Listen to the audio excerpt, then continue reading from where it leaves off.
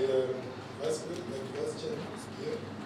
This is our first meeting of RBZ. We met yesterday and today, and we thought it was necessary just to show that we meet immediately after our meeting. And we are so happy that it is able to come on short notice. I know that the message of invitation went to yourselves today, and you're able to be here at short notice. We thank you for that. We don't take it lightly. We take it as a sign of respect. So I shall go through the deliberations of the committee, MPC. It is Katana said I'll take all the questions that you might have. I'll start by the introduction. The Zimbabwean of Zimbabwe MPC held this meeting on 28 and 29 October at the main chambers here. During the deliberations, the committee noted a number of issues that require urgent implementation for attainment of macroeconomic stability for sustainable development of the economy. In particular, the committee focused its attention on the recent economic developments that include inflation trends, cash shortages in the economy, exchange rate and foreign exchange inflows and outflows, as well as interbank market and national payment issues. On the general outlook of the economy, the committee noted that key basic economic fundamentals remain sound and in place for the country to attain its stabilization and development objectives. Thus, notwithstanding the projected conversion in gross domestic product (GDP) growth by around 6.5 in 2019 on account of the twin climate shocks of the drought in Zimbabwe, the foreign exchange generation capacity of this economy is still sufficient to support a stable exchange rate.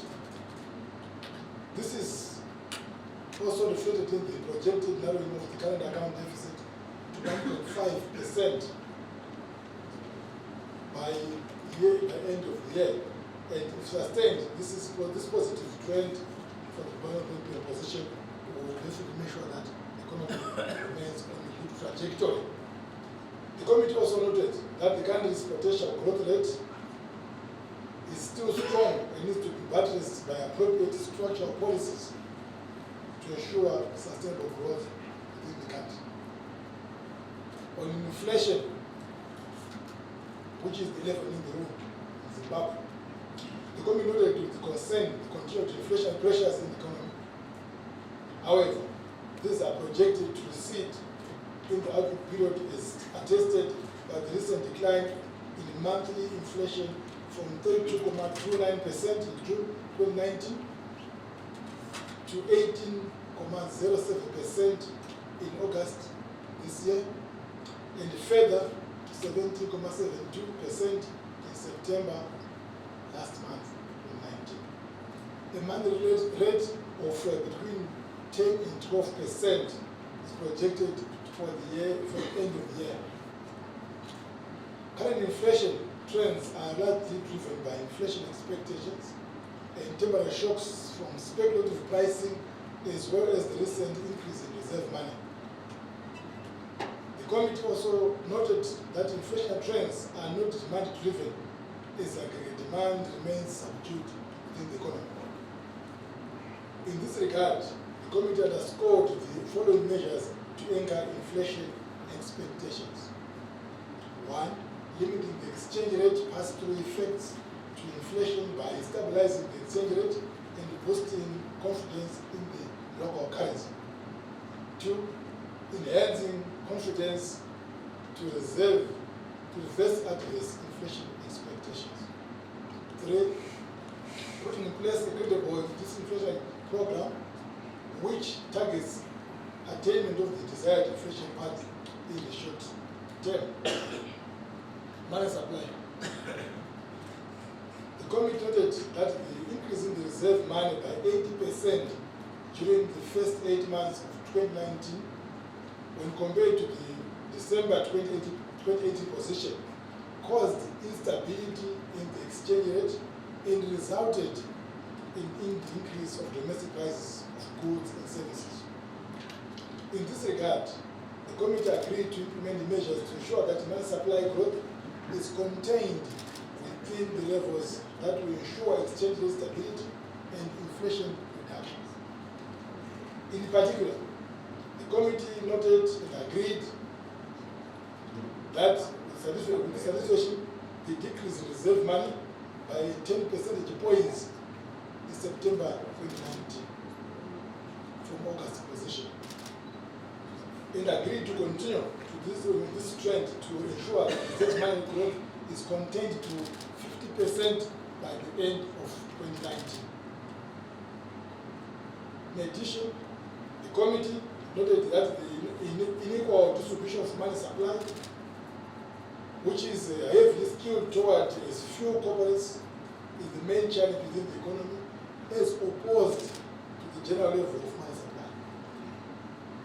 This is on the basis that the majority are struggling to afford basic commodities in this country, and the banks are also constrained by their liquidity levels, while the productive sectors of the economy are short of liquidity.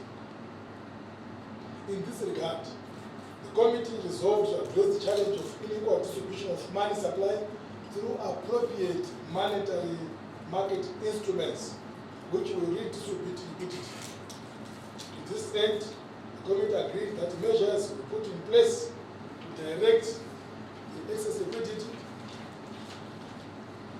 to the productive sectors of the economy, in particular towards the funding of the 2019-2020 agricultural season through the banking system. Going forward, the committee will uphold strong commitment to reserve money targeting to contain the effects of money supply growth on exchange rate depreciation and its pass-through effects to inflation. Cash challenges, as I recall them, cash shortages. The committee noted that the level of physical cash in the economy is inadequate to meet transactional demand, saying that the current proportion of cash to broad money supply in Zimbabwe is 4%, is low compared to regional and international levels of between 10 and 15%.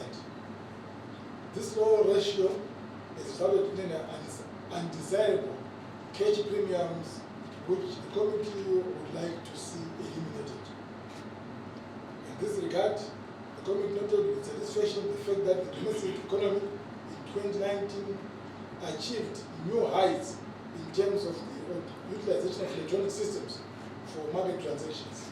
In fact, it was more than 86%. However, the committee felt that there was a need to boost the domestic availability of cash in the economy for transition purposes through a gradual increase in cash supply over the next 6 months. The committee also took note on the need to review upwards the cash withdrawal limits to ease the burden on the transacting public. This additional cash injection will be carried out on a phased basis through the non-inflationary exchange of RTGS money for physical cash, so there is no inflation to be caused by that swap of money, RTGS money for cash. Exchange rate. The committee noted that the current exchange rates may not reflect economic fundamentals. Based on the balance of payments position, the recent trend in the depreciation of the exchange rate was in part occasioned by an increase in reserve money and adverse inflation expectations. In this regard, the committee agreed to put in place measures that will minimize monetary shocks and enable the exchange rate to gravitate towards its equilibrium. On the interbank market, the committee agreed that the efficiency of the interbank market, foreign exchange market, remains a critical variable for the stabilization of the exchange rate. Accordingly, the committee agreed on the need for deepening and widening interbank market trading activities so as to attain the desired efficient operation of the market. This should ensure a stable exchange rate and efficient foreign exchange allocation through the market. The committee took note that to ensure transparency and effective monitoring, the Reserve Bank will shortly introduce the Reuters system for foreign exchange trading by all banks. Furthermore, the committee underscored the need for banks to put available foreign exchange balances on the market for trading purposes. In this respect, the Reserve Bank will also be making efforts to increase the flow of foreign exchange in the market. The committee also noted the volume of trades conducted in the interbank market to date, that they are significant and calls for further improvements. In this regard, it underscored the need for further refinement of the activities of the interbank market. The envisaged refinement will include broadening the scope of the permissible products that Beirut Exchange can offer to complement the activities of banks under a well-regulated operational framework. In conclusion, overall, the committee is committed to see an efficient, stable, competitive. Just to clarify, how much has been traded so far in the interbank market? The last update we gave was 790 million. Maybe give an update on that. Sure. The total trades over the past, as at the end of last week, $1.3 billion, being the purchases by customers, and then the net effect of that is that most of the money has been going to the best commodities, fuel, and the like, but yes, $1.3 billion. Quite happy with that. It's quite if you look at our economy, those are not big numbers. If you look at other regional competitors, you find that that's some other countries' total exports. Apart from that, let me tell you that total foreign exchange receipts that this economy received between January and as of end of last week were $5.7 billion total export receipts, of which 3.3 billion exports, the balance being diaspora remittances and the loan process. Whilst on the side of payments, with almost 5.5 billion, of which $700 million in 80 is funds in the FC accounts. The FC accounts level of 780 is the highest in the dollarization. And if you look at that 780 multiplied by the exchange rate of 15.5, you find that that's more than 11 billion. So in the money supply of 19 billion, you can say that 12 billion is explained by foreign exchange. The balance about 7 to 8, these are our local dollars. So in our composition for money supply, we will be more foreign currency than local currency. So that's why the MPC is very convinced that the fundamentals are right and sound to ensure that we've got a stable exchange rate in this country. Yes, sir. Avina, what would you say is the exchange rate? And secondly, okay, all things being equal, as an economist, when they were trying to give you the numbers, that was $780 million in FC account. You multiply that by 15, you have around 12 million. Our total money supply in this country is 19 billion, of which 19 billion includes that 780, which is about 12 billion. So we have got $8 to $7 billion in terms of our RTGS, which are not backed by foreign currency. Now, if you divide those numbers, it also our export costs for 5.7 billion, 5.5 by end of last week. If you look at this economy, all things being equal, our rate should be between 5 and 8. But it's not there. So that's the equilibrium level if you do the number crunch. And just to give you numbers, each month we get about $500 million in this economy. $500 million broken as 320 million being exports, the balance being the diaspora remittances and other inflows. Our imports, they come around 400 million. So some of them is going to build on our FC accounts. So such numbers will tell you that the equilibrium level between 5 and 6 or 5 and 8. And then why are we at 15? That's the risk premium, the confidence premium that the countries carry. And that's what we need to do as an economy. And that's one of the roles of the MPs. To show that we meet here and give you the numbers and the statistics. How about that? Is the follow-up question? Yes. Feel free. Yes, thank you. The other question was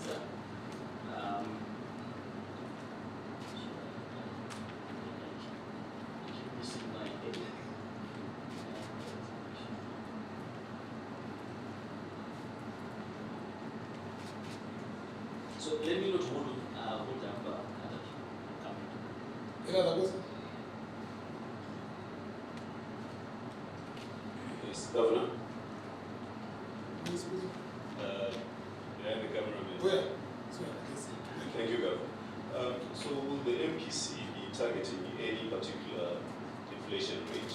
And will we have the inflation rate being published, the annual inflation rate being published? As I would expect that to be one of the key functions of the MPC. The MPC is going to take a strong stance on the mandatory base, the targeting of the mandatory base, which is the reserve money, which is the root of all evil.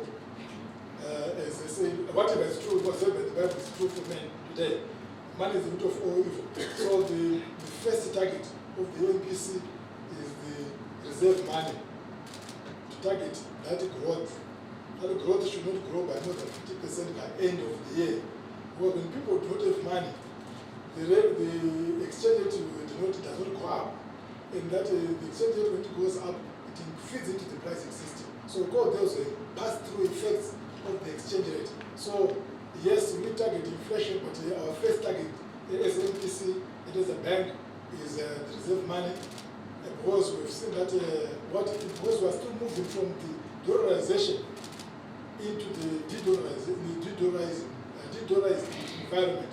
There is always this remnant historical issue that means people say about dollars. So we want to target the exchange rate so that today it affects, it feeds into the inflation, and when that happens, then it means that we can now change after that exercise. So whenever countries are moving from dollarization to de-dollarization, the first target should be reserve money. What is reserve money? Reserve money in circulation, your coins and notes. It's your RTGS funds, it's the reserve bank for banks. It is the money that is created by government into the economy. That's what we are targeting. The money that is in the banks, those ones does not cause inflation, but when you increase money supply in the economy, it increases inflation. In the case of Zimbabwe, once inflation goes up, when money increases, the rates go up. But yes, we shall also be looking at the inflation. So to us, for now, the inflation becomes a product, a byproduct of the reserve money. But yes, we are targeting the growth of between 10 and 12% on a month-by-month basis by end of the year.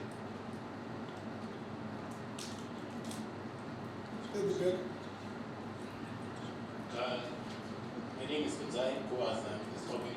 I just wanted to know, when can we expect the new currency? We've heard a lot of talk about it. When do we expect it to come out in the market? We've said it clearly in this statement that on cash shortages, that we are going to be releasing the currency, the coins and the notes into the market to ensure that we don't starve this market with cash.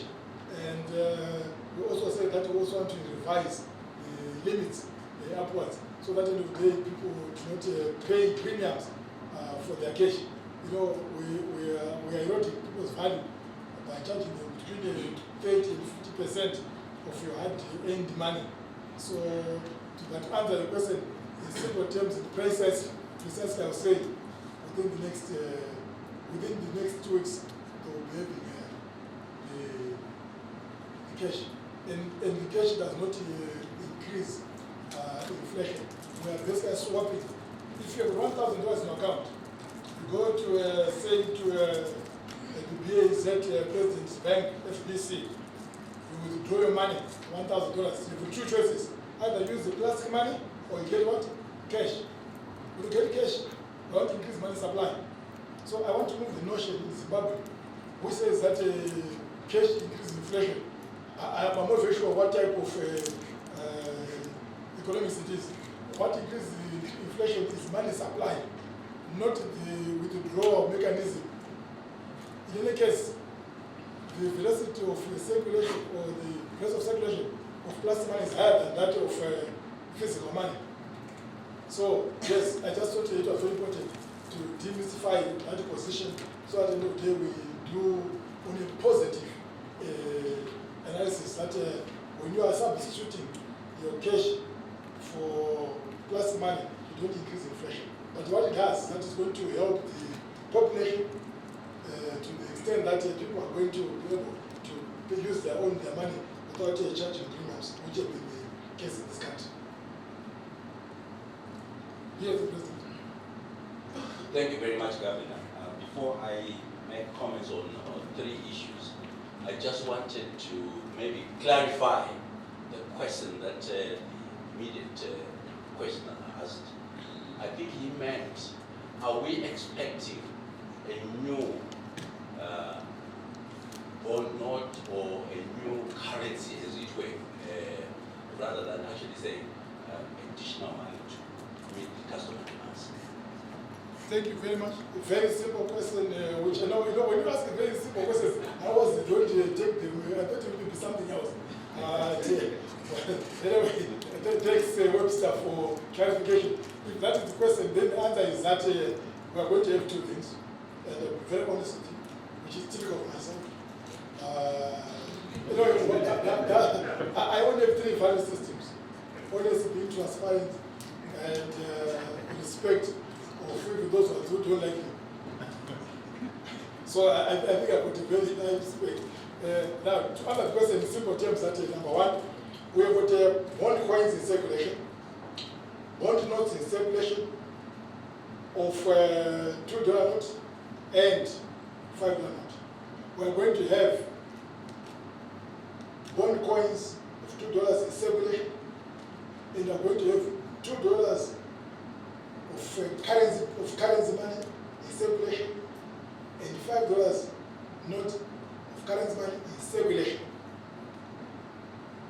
They are going to be used interchangeably, both 1 is 1 to 1. And the new currency won't have any called bond note, just called $5. It's just $2. But at the same, they're all green in that publish. So when you look at them, they're still the same. You say you always know me for Gete 1 to 1. They are also Gete 1 to 1. I think I've answered the question. I've tried. Thank you, Governor. You have answered his question. It's now very clear. Thank you. Thank you. Just a comment from BAZ, Governor. I think the issues that the Monetary Policy Committee addressed are the issues that we've always been talking about. Money supply growth.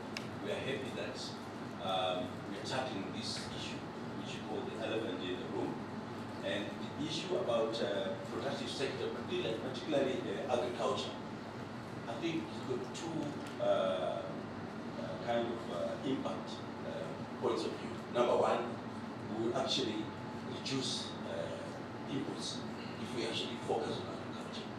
And secondly, we also generate exports. But the issue, Governor, is that I think we need to go beyond this. The Monetary Policy Committee needs to make sure that the country is actually embracing this aspect of agriculture, because that's where, in my view, we could have a quick hit and start really reaping the benefits because of the cycle. We're talking only of maybe 3 to 6 months we start reaping the benefits. So we definitely need to look at that, and we fully support the initiative to actually say, let's get the agriculture sector producing, and let's actually do it through the banking sector. We obviously are discussing on mechanism to make sure that this works, and we were quite happy with that. And then on the foreign exchange deployment, which you indicated that you want to broaden and deepen participation by the sector, again, something that we've been discussing, and we really welcome that initiative. For us to study the monetary policy statement that you've issued, and naturally come back to you on issues in terms of operationalizing the activities that we need to make sure that we steer the economy or stop the sliding of the economy, the exchange rate and inflation. Thank you, Augusta. And indeed, of course, it's most welcome the comments and also the encouragement. When the MPC met exactly what you've said on product center funding, and the first target of the MPC was to ensure that the excess liquidities that were holding here will be deployed towards the agricultural production. Because we're now in the last quarter of the year, where October, November, December is when the funds are much required. So yes, that's what the committee resolved, and that we shall be done.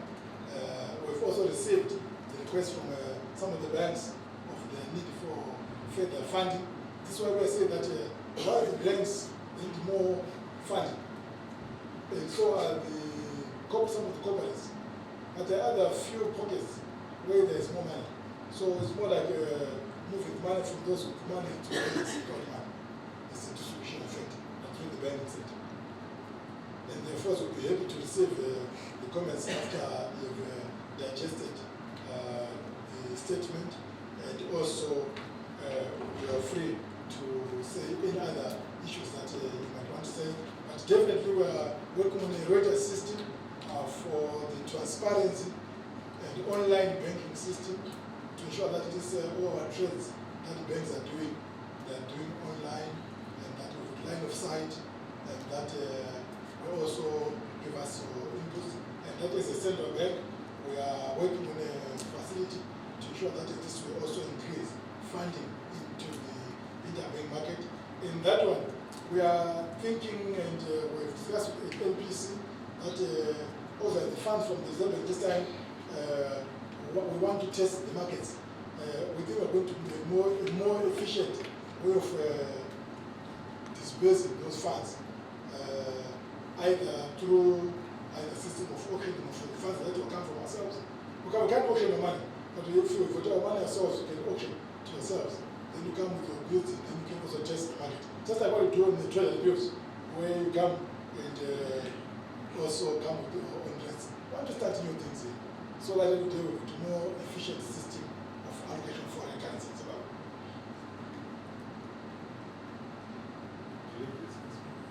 Sorry? For the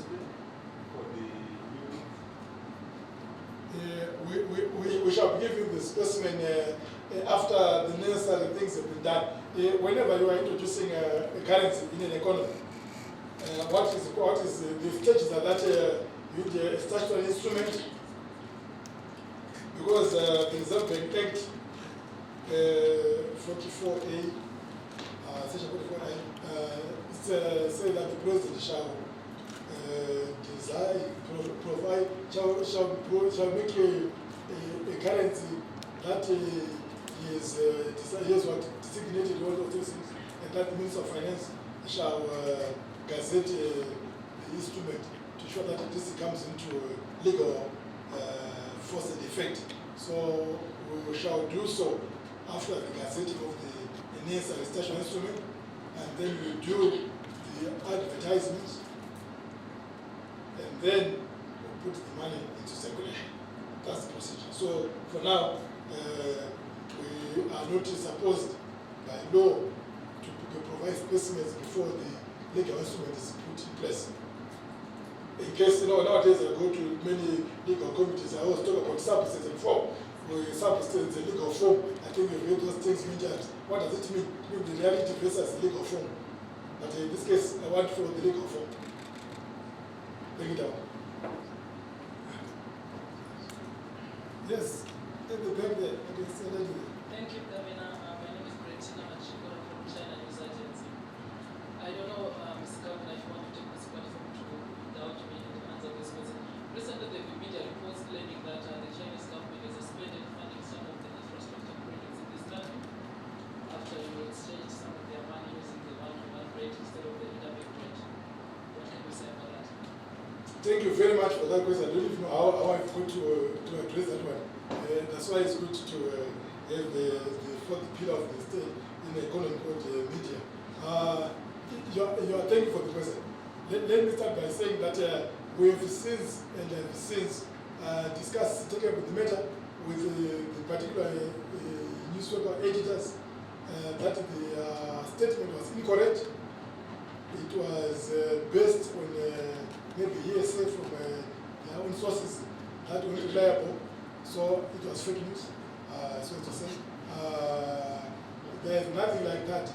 All the escrow accounts for the projects which were specified in that article, I'll tell you where the accounts are for purpose of transparency. The escrow accounts for those projects are standing. And those escrow accounts have never been touched by the Reserve Bank. Those escrow accounts are in foreign currency, in the currency that we agreed with the Chinese contractors. So they are running, so it's factual, it's incorrect. And for that, I saw that in the paper said that the contact Mangudya we don't get a comment, but I'm not very sure when they contacted me. But what I can tell you is that it's not correct. And it's unfortunate that that was the headline. And please, colleagues, hear me very correct. We don't need to demonize ourselves as a people of Zimbabwe. We are one country, one people. That article, it destroys relationships. You can go and check with the ambassador of China or the CEO of Huawei. They will tell you that nothing has not happened. In fact, I've seen many headlines in this country. I'm not very sure why we don't love each other. Yet even we are told in the New Testament that Jesus left us with 2 commandments. The first one says that the second one says that love your neighbor the way you love yourself. Those are the fundamentals of covenants of life. But what I see sometimes in our newspapers, I'm not very sure. My office was open for comments. But sometimes I also read even things that I don't know what I've done myself. I ask myself,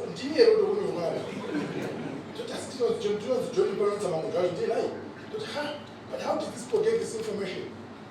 So I get all these things. My office was there. One of my values I told you, I don't fight. I'm a peacemaker. So you can continue fighting. I don't want you to fight. So that article, I'm not very sure what we also fight. But I'm happy that when I spoke to Blessing with the group C, with the group editor for 3 papers, and I sent you a message on Saturday that Blessing, these things are not correct. Can you check with the ambassador of China in the Huawei? He wrote back, says, thank you, Governor, I did. And you're also right, that nothing of that nature happened. So yes, nothing of that nature happened. And that's not true. The whole idea was to send a negative message that the Zimbabwe is taking people's funds. No, it has got far-reaching consequences. Because people now being afraid of making their money in their FC accounts. I said, well, $780 million people say FC accounts. And there are banks out here, there's that bank. We have no access to people to banks' FC accounts. We have no appetite whatsoever. Take your money, keep your money, and to keep your bonus.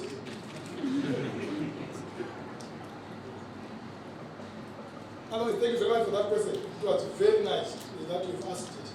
And it will be reminds me that the other things we don't take we for granted. Once again, thank you for that. Good. Yes, Governor, thank you. My first question is on the issue of funds that you directed banks to remit to transfer to the central bank for settlement by the central bank in terms of historical debts. Just want to find out what has been the response. The second question is on the issue of the mismatch between demand for foreign currency and what is available. Since you're saying that the interbank is working efficiently or is now you've traded about 1.3 billion, from your where you stand, what would you say is the cause of the mismatch in terms of demand and supply of foreign currency? Then my last question is on the issue of the accommodation window or the overnight facility for banks. We hear that since you are having the interest rates to 50% and then later on to 70%, no bank has touched that, or used that facility. What is the official position to that information? Thank you. The first question is what? The first question is on the issue of historical debts on which you directed banks to transfer, funds that correspond to those obligations for settlement. Thank you very much. You are talking about the blocked funds, which sometimes here we call them legacy foreign liabilities. These ones are in four parts. The first one is that in the Reserve Bank Debt Assumption Act, you notice that there are some foreign liabilities that were supposed to make good to those people who own. The likes of Hobart, the ASP, and others. If you look at the Reserve Bank Debt Assumption Act, there's two components, one foreign component and the local component. Second part, these are our external loans that in Zimbabwe is contracted, the PTA Bank and others. The third window, these are the fuel suppliers who give us their fuel and you need to pay for it. So they gave Zimbabwe on credit, that fuel to pay. Then the fourth category is commercial, where you include the likes of IATA, whereby Zimbabweans were going out using tickets from airlines and you need to pay that. And of course, other private companies. So far, the first three categories, they've been registered with the central bank. The fourth category, that's what the banks and the exchange control are finalizing. We do believe that between 1.2 and 1.5 billion the total foreign exchange liabilities or block funds that we are going to have at the central bank on behalf of the country. And we are going to provide instruments to those whom we owe or creditors in the form of instruments that they will then use in their balance sheet to show that they don't provide for those credit debts. And also, we're going to work on the pathways for clearing those obligations of Zimbabwe. The foreign currency market, in terms of the quantum, we are satisfied. The 1.3 is not a small number. Most of the money is in the FC accounts. The reason why there's more money in the FC accounts since dollarization in 2009 is because there is a flight quality. People prefer to keep it in foreign currency, in the FC accounts. What that tells us, all of us as Zimbabweans, is that the two variables of money is basically confidence, and in the case of Zimbabwe, plus productivity. Once confidence levels, if they are low, people prefer to hold onto foreign currency. When confidence levels are high, people they exchange their money into the economy and buy their goods and services. And that's exactly what the MPC is trying to achieve, to ensure that we increase confidence in the market and that we provide you with ample information, statistics, so that in the day you know what the economy is. And that way, we do believe that we're also attacking the confidence variable. Productivity is what Webster's talking about. Once we've got plenty of production in this country, people don't rate the pricing into dollars. But again, that is a transition. We are transiting from a dollarized economy to your own local currency. There are all those legacy, historical experiences that we also have as a people. But yes, we are moving towards that. We want to give more value to our local dollar. And you give more value, that you need to work on the reserve money as much as possible. The 70% overnight window, it's not that the banks should also charge you 70%.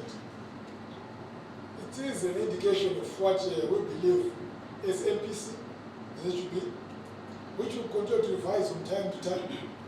The MPC, we've agreed with the committee members that we shall be meeting on a fortnightly basis this year and go to a monthly basis like any other central bank. So we want to meet on a fortnightly basis and to review these things to see what is the most, the best level of these rates. Otherwise, yes, you're right. There will be banks that borrowed that rate because banks themselves they've got sufficient funds on their position. But what they don't have is sufficient funds to promote production in this country. And for day-to-day function for their clients, what is sufficient. Let me take 2 questions if there is too many. Yes. Why aren't we introducing notes which are bigger than $5 given the inflation levels? Very good question. It's because of what I said earlier, that we have got this disease in this country, whereby I don't know where it comes from, which says that money causes inflation, although cash causes inflation, although it does not cause inflation. So for a start, instead of being conservative, what we are, and then as we graduate from that hypothesis, do what is right. Otherwise, you're right. But at this juncture, the level of inflation in the market, with the level of demand that we've got for cash, it is cheaper if you propose of printing to print a large amount than a small amount, because it's still paying the same. So, but what difference is the amount written on the paper, and it's 5 or 10 or 20. And for now, for the sake of Buka brothers among ourselves, instead of doing what we know better, 2 and 5. It also brought in the coins, the $2 coins, so that they don't depreciate as quickly as possible. Yes, I'm told that someone at the beginning, yes, the light was. Okay, Governor. Governor, you alluded to speculative tendencies triggering inflation as well as spikes in the interbank rate. What is the measures that you alluded to? Seem to redress on the macroeconomic space. What measures is the MPC put, to really help the ordinary citizen on the ground? And the second question was in terms of criminalizing abuse of the interbank processes. What measures is the MPC taking to try and bring soberness on the interbank rate by criminalizing offenders, those who are eco-cash trading, interbank irregularities, issues like that. Thank you very much. The first one, we've addressed the speculative tendencies that came with the increase in money supply, reserve money. What we have said is that the money that increased due to increase in reserve money, we've sterilized it here at the bank. In other words, the money that it costs, that high-powered money to increase the exchange rate and therefore inflation, we've sterilized it in the bank, and that's some of the money that we're going to use for redeployment towards the agricultural sector this year. So it's a redistribution effect. So that we've addressed MPC, keep on that matter extensively, and came to the conclusion that we are satisfied with that sterilization of that money. Sterilization is mopping of money from market and put it in the central bank so to remove its effectiveness of causing other havoc in the market. So that we did. You might also want to know that the 50%, as I said, in the PAC system, with the PAC committee, Public Accounts Committee, I think there was against some misinformation slightly. I say that 50% of our deposits in this country, they are owned by 50 corporates. So 50 corporates account for 50% of the deposits in this country. So 50% of that 90 billion is in the hands of 50 corporates. So it means that we are predominantly a poor country. Because the rest of the 50% of the deposits shared by the rest of the population, including yourselves and myself, of our accounts at our banks. So it means that as a central bank, with the SMPC, that we've taken note, and it is also easy for us to monitor the movement of money in those accounts. But there are not too many.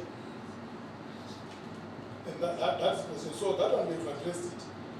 As about the delinquencies, the misbehavior, misdemeanors being done by people on the interbank, and you said allocation, agents. Yes. Those ones we've deployed our financial intelligence unit, FIU, to ensure that they continuously to monitor the behavior of the agents, to see where they behave well, and also to monitor the periodic change who are in the in-store periodic change, to see where they're conducting their businesses the way they should do it. The whole idea is to ensure that the market is fluid. Goes back to what you were asking about. The money is there in this economy, but we want to use it efficiently as we should do as a people of Cote d'Ivoire. If a bank is being utilized efficiently, it means that everyone will get some money from the bank. So yes, that is our prayer, and that's our wish, and our commitment to ensure that there is activity within the market which is efficiently done. Yes, so for those people who are doing the shenanigans on the interbank market, on the local cash agents, or telesale, or one money merchant, whatever they are called, we have our team which is on the ground doing that work to ensure that there is compliance with the rules and regulations. As a committee, as we said here, we do believe in discipline, self-discipline first and foremost. We're guided by a statement which was said by someone well back that if you destroy the market, the free market, or market of life, as a committee we believe that we need free markets. Willing seller, willing buyer. And we want to ensure that willing buyer, willing seller. You know, we tested it in July, August. It was working very well until some cycling went through the financial service sector, and then we lost the momentum. We are praying for it to come back again. Otherwise, let me thank you very much, and let me, before doing that, let me ask if my colleagues from MPC want a few words, Ed, if you have something to say, and then ask my other colleagues. Please, feel free. We've had a very productive 2 days. Sorry. For clarity's sake, Governor, allow me just ask this burning question, and I think a lot of my colleagues will be burning also to answer the same question, to ask the same question and get clarity. The money that you refer to in terms of money that has been sterilized in the central bank, is it the one that relates to the frozen accounts? Because people also probably need to mention the companies. And my other question on that is to seek clarity on the issue of whether this money was gotten through proper means. Thank you. All the money which we identified in this economy as legitimate funds belong to the corporates, and therefore there is no ill-gotten wealth there. It's all money that belongs to the companies. Two, we are not restricting ourselves to those frozen accounts. We have gone beyond the frozen accounts to identify some of the funds that we do believe, when it lie idle in the banks, will cause unnecessary suffering for the people of Zimbabwe. Just imagine, as I've said, if the customers, if the clients of banks in this country, they account for 50% of the deposits, would it be fair for those 50 clients of banks to cause movement in the exchange rate, which end up affecting everyone throughout the whole country? I think it's just common sense that we cannot and we must not allow such a thing to happen, because at the end of the day, the prices, they will affect everyone in the economy. From far and field, there's Toko, from Kamamdamba. They don't even know what is causing the price to go up. Once people on fire and 50 jet, Ndwari Zimbabwe, and Manakawanda, and look at some prices. So I want you to understand that we're not targeting an individual, we are targeting those with sufficient energy to influence market. We've had a very productive 2 days. I must say I've been impressed with the level of understanding that the Reserve Bank staff have exhibited and the full and frank discussion we've had. Absolutely no question of holding back any information to the committee. The committee sees itself as being responsible for maintaining strict discipline insofar as monetary policy issues are concerned. In this way, we share that role with NPCs across the world, and you will know that NPCs in many parts of the world make decisions which are often at variance with the requirements of their political masters, and I don't think we're going to be any exception. But I want to thank the Governor for his hospitality the last 2 days, and we're looking forward to working with the Governor and the Bank on resolving some of the key issues which confront Zimbabwe today. Thank you. Prof. Thank you, Governor. I'd just like to add that this is just the inaugural meeting, and we've just outlined the areas that we will be looking at. Going forward, you're going to hear a lot more things which are specific in terms of programs, policies, and measures which will be put in place to achieve the goals and targets that the MPC is now committed to. Thank you. Thank you, Doug. Speaker. Maybe for me, as part of the MPC, but also the management of the bank, I always give this message to the nation that monetary and fiscal discipline, together with production and productivity, are the key things for the economy. Once again, let me thank you and leave it to Vice Chairman as our master of ceremony to say his parting shots, and then once again I want to thank you very much for coming and to wish you a pleasant day, knowing that, as I've said, the currency throughout the whole world is supported by production and by confidence. I want to thank you very much, and that's for the Vice Chairman to take. Thank you. Yeah. Thank you, Governor, for delivering the statement. And just to assure colleagues that in future, this is the practice that we will go through after every NPC meeting from